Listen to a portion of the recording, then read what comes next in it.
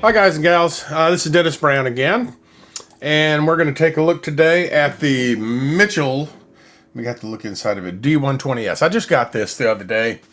I haven't had a lot of time with it, still got all the stickers and all the fun stuff on it. And it is a 12-string guitar, and I've owned a bunch of 12 strings over the years, but I always end up selling them, thinking I don't need one, and then I wish I had one again. And I decided what I would do is I just want an inexpensive 12-string that's not junk, you know. I mean, I don't play 12 string that much, but every now and then it's just, you know.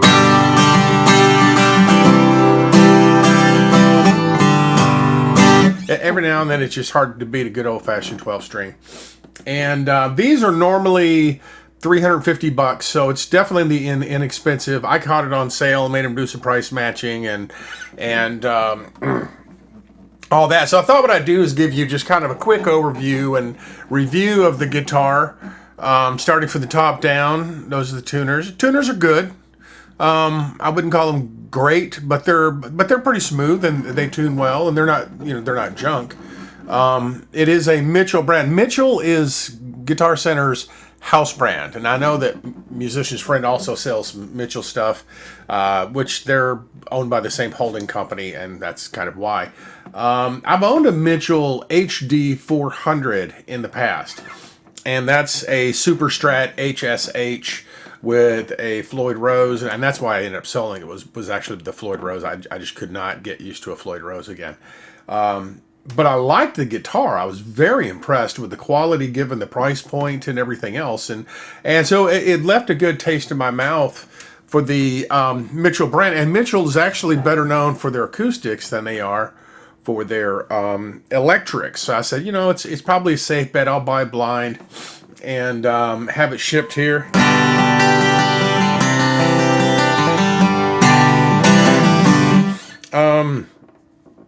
Couple of points you can't really see in the video. It just doesn't show. It's got a lot of little bit of flaming into it. It's actually subtle but very pretty. You see the wood on the back, and I'm sure this is all plywood.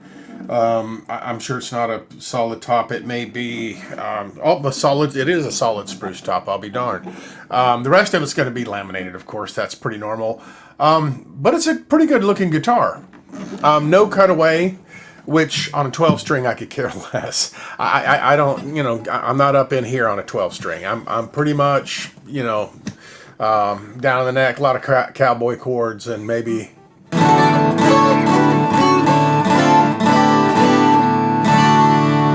a little bit of working down, but for the most part, cowboy chords. And the strings that are on it, but yeah, I don't care. What do you order? Another set of strings, and I'll run some extra lights on it. It plays pretty good. I think I can come in and lower a couple of notches in here, make it play better. I think that it's set up just not radically high, just a little bit high. It's better to be a little too high than a little too low. It's a plastic nut, so that's not brag-worthy. It's got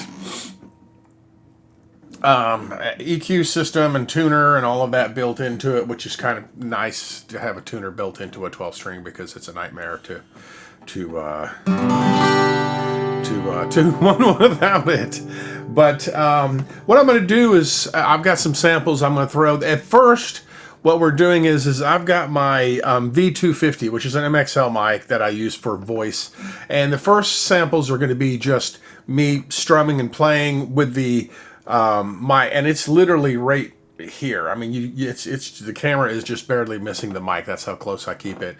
And it's going to be just that. And then I'll plug in with the electronics. The electronics sound good, you know, but the electronics and everything are I haven't heard them a lot. You know, I did their recordings and I've listened to them a little bit through the studio monitor, so I can't.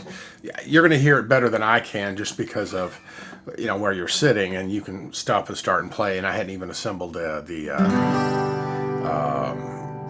video yet, but that should give you a good idea. We're using, like I said, an MXL mic, and you know, it's the V250, which I use all the time. And then we plug straight into the mixing board, and I've got all the EQs on like 5. Everything is on just right smack in the middle.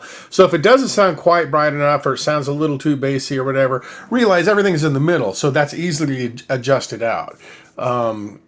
Anytime I do demos or anything else, I tend to run the EQ and everything else right just smack in the middle, and because everybody's amp's different, and that gives you the best overall picture. The neck itself is somewhere between a C and a D, medium sized, for a 12-string, medium small, maybe you know, it's a little bit thinner. It's got, when we say D and stuff, a lot of people get confused.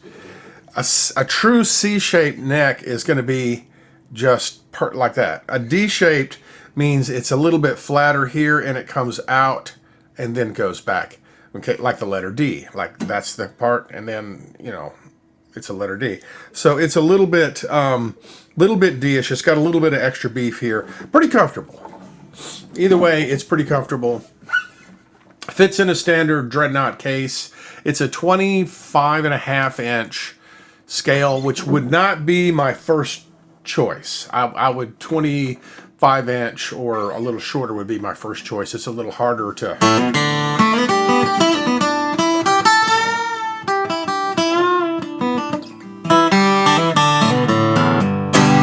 It's hard enough to bend 12 strings, but it's a little easier if the scale's a little bit shorter, which would have been about, you know, not like knocking off a fret.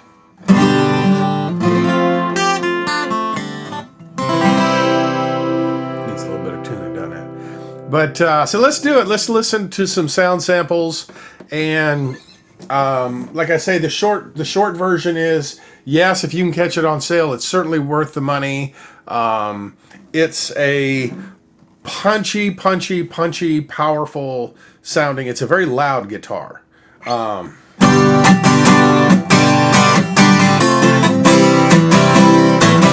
mean, it likes being beat up on, and a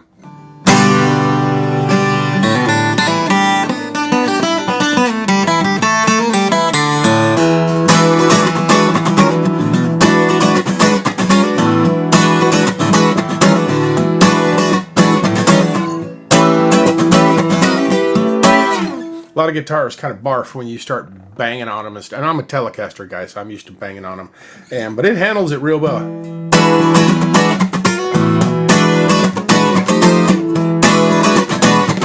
Anyway, let's do it. Let's hear some samples, and we'll recap them once you get done hearing all that.